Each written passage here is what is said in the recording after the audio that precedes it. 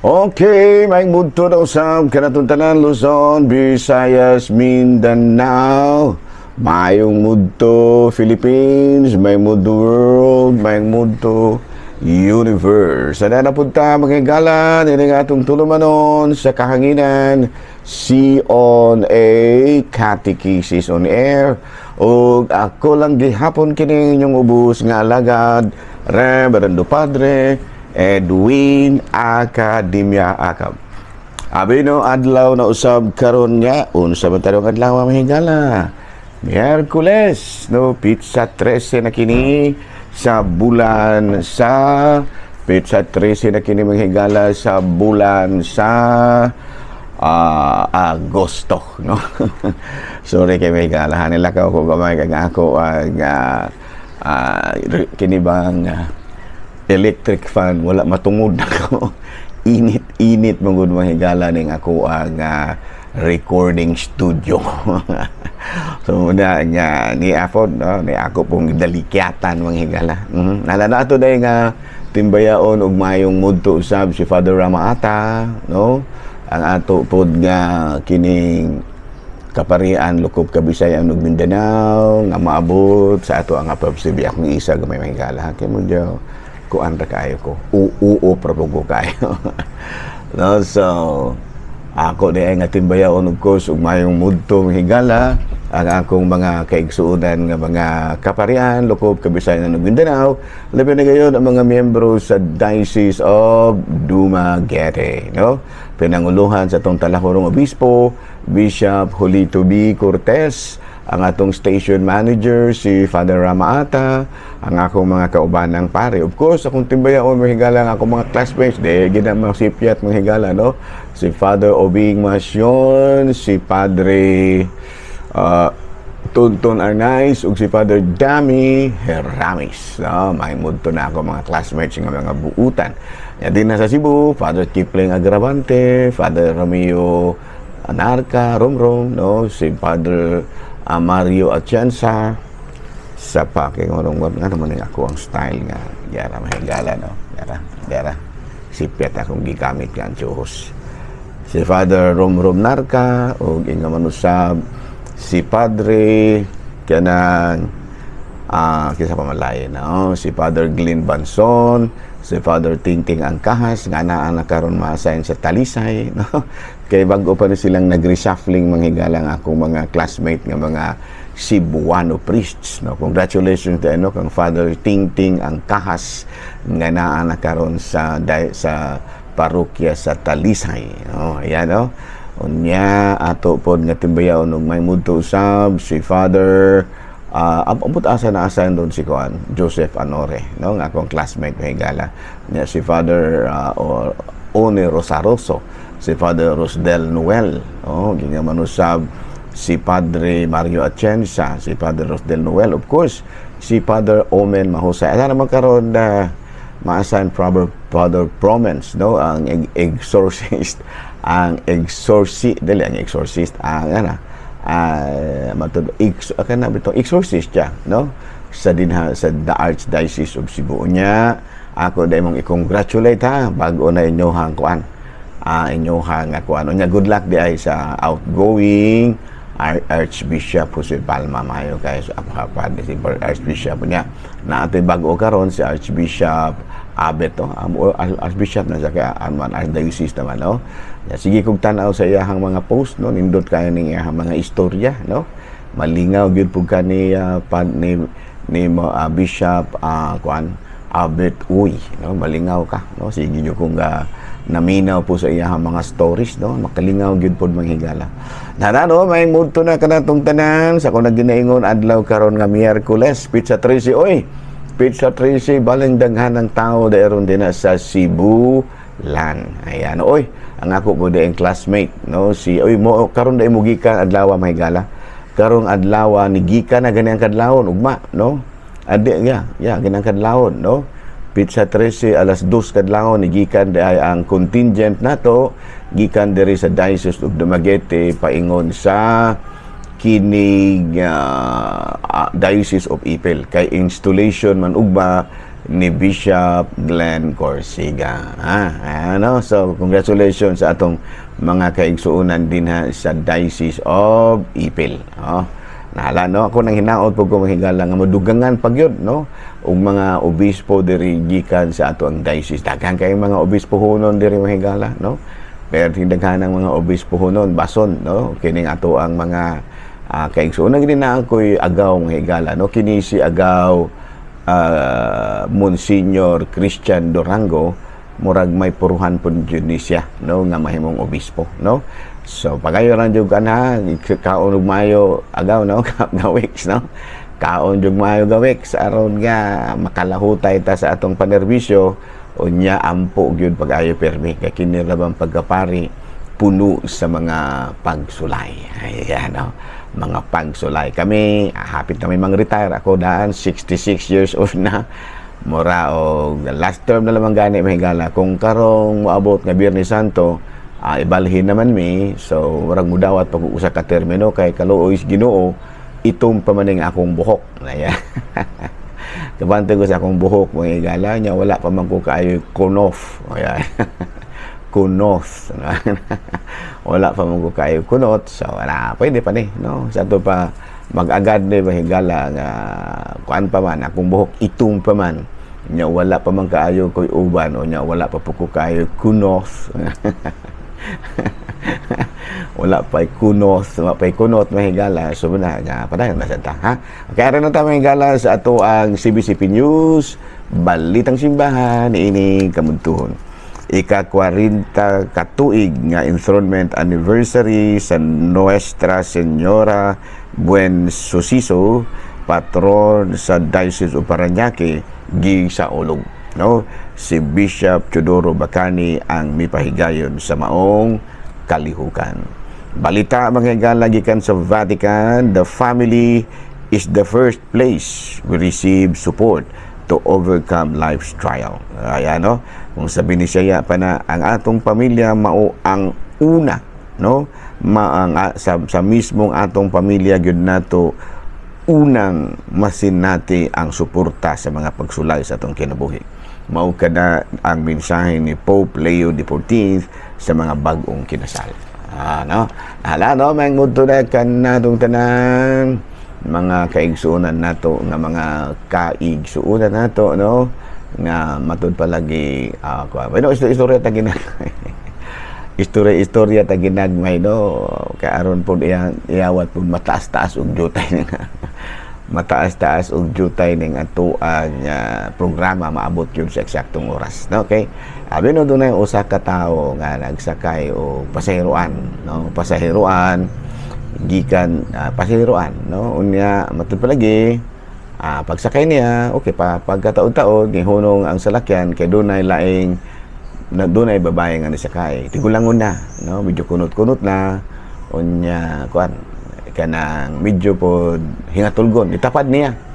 Pagtapad niya, no, ang maong babae hingatulgon, no, unya na dito siya nahatapad sa maong lalaki, no. Sus ko kay nakatulog man gyud ang babae, namo na nga nahasandig in town, no, nakasandig in town sa maong lalaki nga ni pasahero. Tungod lagi kay murag wala makagusto in town ang lalaki kay medyo gulang-gulang na lagi, no. Ningon dayon siya nga, Ginoo, ipailayo in town ako sa mga panulay. No, nakamata ang babae, dali-dali in town og lingkod pagbalhin og lingkuranan kay in town sao naman ning gitawag naman ni noong siya panulay ni. May mga taon-taon basta padayon ang dagan sa kining mga pasaheroan.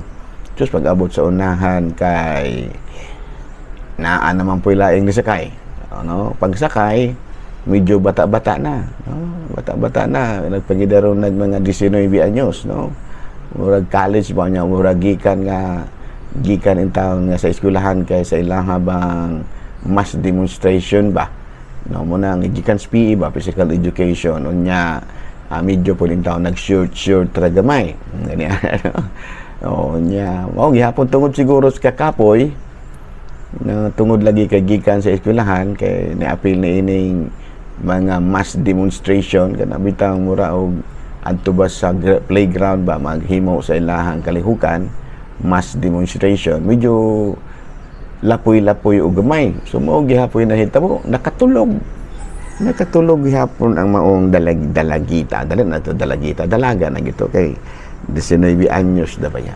No, nya ang nahitabo unsa man napasandig na po sa maong lalaki. Naanad man lagi siya nga mutawag gyud dahil sa Ginoo. Ani singgit gyud gihapon siya. Niingon din siya, Ginoo, ang imong pagbuot maoy matuman. Una siya, no? Wala nga magpili po tag-unsay kahubuton sa Diyos. No? Katong primero, ang ingon dahil siya nga ipahilayo ako sa mga panulay. Pero katong usa, niingon siya nga ang imong pagbuot mo ay matuman. So buot ipasabot nga usahay magpili ta ug unsay kabubuton sa Dios alang kanato. Ug dili ta maangay, mura tag aran kanato gikan sa panulay. Pag maangay ta, ang imong kahubuton maoy matuman. No? So kadayon ta mga gala, no? Ulo istorya ginagmay usa naman. Medyo ni taas-taas aron pud mo taas-taas og gamay ni atong programa. Abi na rin na tayo mga gala sa Saint of the Day. Gusto naman mo din na.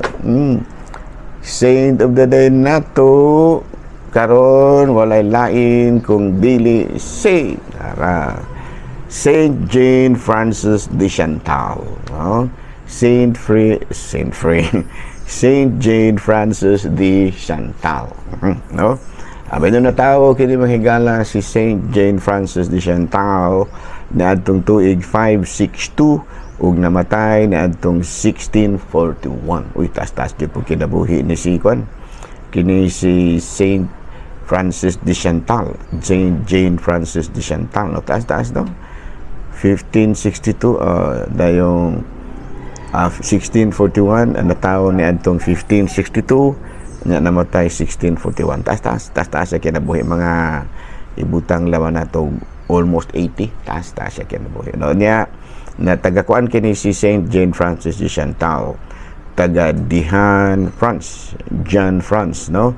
Nya sa 21 years old, she married to Baron de Chantal. Uy, ba no? Onya doon na sila 6 children. Onya engaged in charitable works. Onya nahimo siyang widow kaya namatay man din taong kini si Baron de Chantal. Nya under the spiritual direction of Saint Francis de Sales, iyang gitukod ang sa mga gitukod ni Saint Jane Frances de Chantal. Gitukod niya ang the Visitation Sisters, no? Exemplifying the virtues of Mama Mary at the Visitation. During a plague, she put all her kanang bitang ang iyahang kabtangan ba, iyahang gibutang sa usa ka kumbinto o didto ang iyang ang balay na ba gihimo niyang usa ka hospital alang sa mga gitawag nato og masakiton. Unya serve all trials and mga watod pa man kalisdanan ug nilambo gid siya hab nahimo siyang usa ka santa. Namatay siya ug giila siya nga usa ka santa. Abi no, karong adlaw may gala atong gihinumduman ang founder sa kining gitawag natong Congregation of the Visitation Sisters. Okay. Nala no, may muto na kanaton tanan, no, mayndo kayo, no. Bueno, taas-taas pa man gitag oras. Ari na ta mahigala sa atuang topic. Sa may atong topic. Kabahin na ta sa desecration. Mamuni akong kwan. Sa desecration kay subay lagi ni gahapon ito bang na trending nga balita manghigala nga dunay usa in tao nato kay igsuong babae nga kwan lagi nang wala bang nakapasipala dito sa Jimenez, sa simbahan sa Jimenez, Misamis Occidental. No, kining kwan nato kabahin kini sa desecration. Ayan, no. So atong topic karon nganong sala man ang desecration o pagpasipala sa mga butang nga gihalad ngadto sa Dios. Kani bang nablisingan ba? no, biblical basis. No, biblical basis, mahigala. The Bible strongly condemns desecration, emphasizing the sanctity of what God has made holy, including places, objects, and people. Desecration is viewed as an affront, often leading to negative consequences. So, balisayan tayo ha. Ang Biblia, hugot nga misaway sa mga pagpasipala batok sa mga butang nga gihalad ngadto sa Dios, no? O maoy gihimug-atan manghigala ang kasagrado sa mga butang nga gihimo sa Dios nga balaan, mga lugar, mga butang ug mga tao. Ang matud pa ang pagpasipala sa mga butang balaan or desecration giila nga usa ka pakasala, no? Kana bitang usa man ang affront, pagpasipala sa Dios o kalagmitan mo sangput gyud sa dili maayong sangputanan. Wala, no?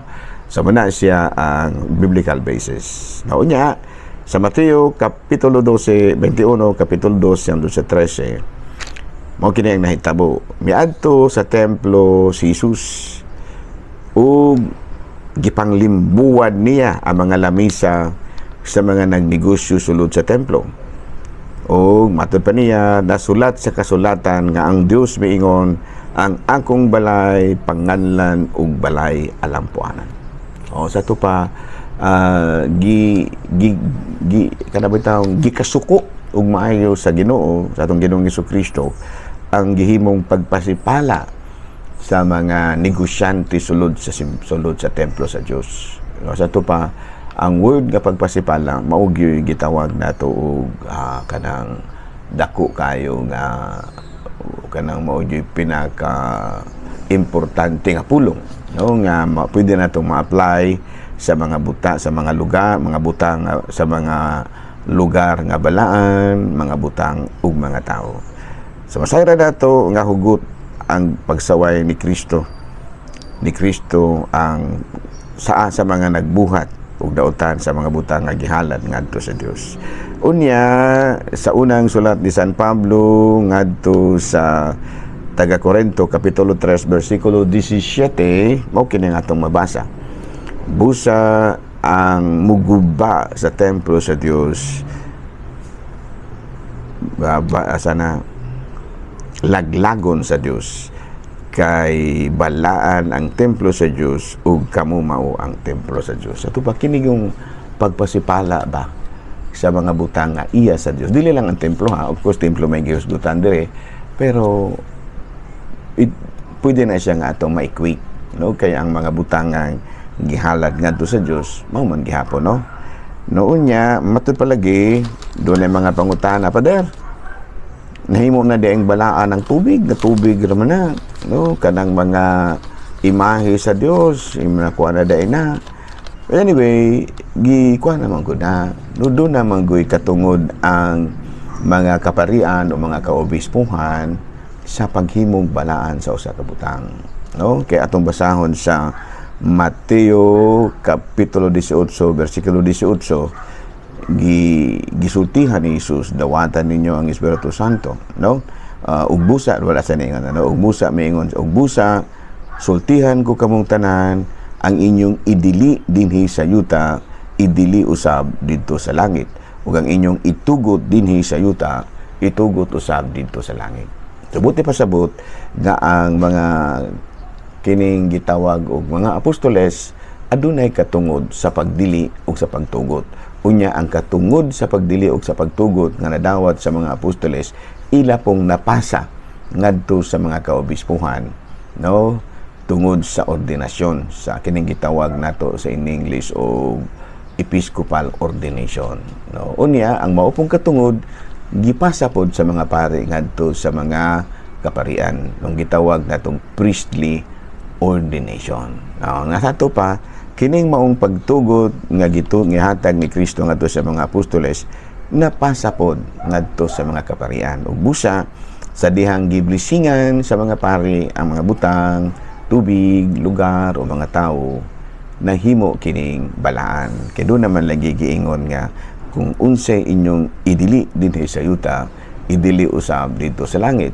Kung unsay inyong itugot dinhi sa yuta, itugot usab dito sa langit. Ana no? Bino, no ingon na niya na. So again, sa ko na ginaingon, no, balik-balikan na to na og mga adlaw mga higala ha.